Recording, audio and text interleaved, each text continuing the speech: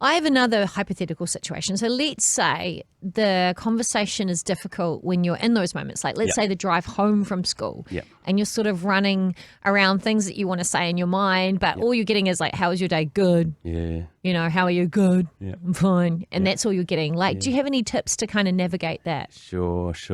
I think there are certain scripts or phrases you could use, and I have it in some of the material that I produce. Phrases like, you seem to be struggling today. Can I help you with anything? Is there something that mum and dad can do to help you? Or if they say something to you and you want to give them some advice, ask for permission to speak. It seems really counterintuitive. It's like, well, I'm the parent. I'll speak when I want to, right? And my dad used to say this to me, Wee-Yeong, in every situation, in every relationship, you have to earn the right to speak.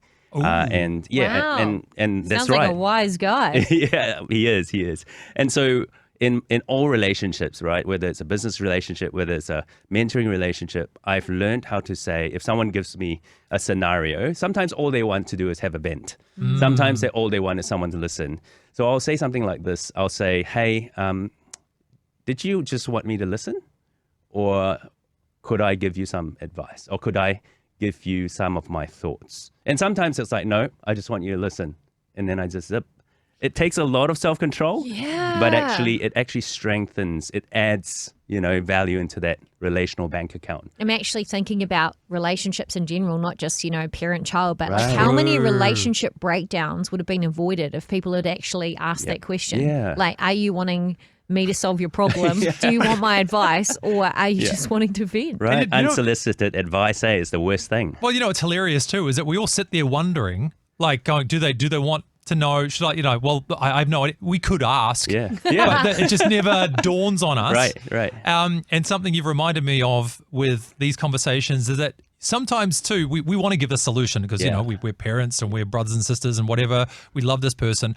Sometimes it's as simple as well as just making an observation and not even making the suggestion. Yes. So, for example, I've had conversations with people who seem frustrated about somebody. Even if it's just saying, can I make an observation? I'll go, I said, you seem really frustrated. Yeah. And that's all. Yes. Like that can often be the thing that prompts. Correct. And it becomes a 2-hour conversation and they feel so good about it. Yeah.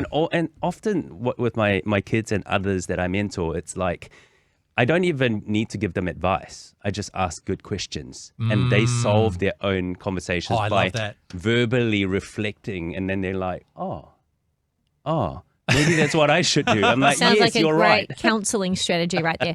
Quick question, which is kind of like a bit of a pivot. Yeah.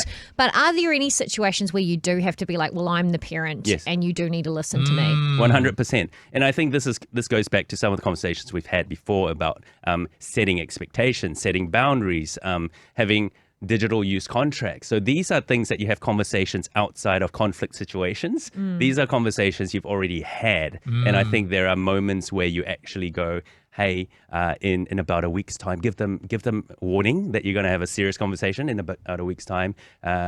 We need to have a chat about your digital use. We're not going to stop you, but we need your input and have a conversation. So there are moments where you actually just have to have that conversation, but give them warning. And they might go, oh, I don't have, well, that's when you go, actually, we do need to have that conversation. And so when the moment of conflict comes, you've already had the conversation. All you have to do is refer back to that conversation and what they've agreed to. Fascinating. Wee-Yeong, this is why we love having these conversations with you, mate. You've given us about 3 or 4 different things that I think we could pick a gem from today and make a part of our lives. So, look, if people want to get more of this info, you mentioned there's a few scripts and things as well that you've made available. Where would people find those? Yeah, so if you go to miomo.com, and you click on resources, there's a whole bunch of free stuff that you can download there. Well, thank you so much, Wee-Yeong, for joining us today. And again, if you want to check out the resources, you can go to miomo.com. Thanks, Wee-Yeong. Amazing. I hope you enjoyed that as much as we did. Yeah, don't forget to like and subscribe and turn your notifications on so you don't miss the next video. We'll see you in the next one.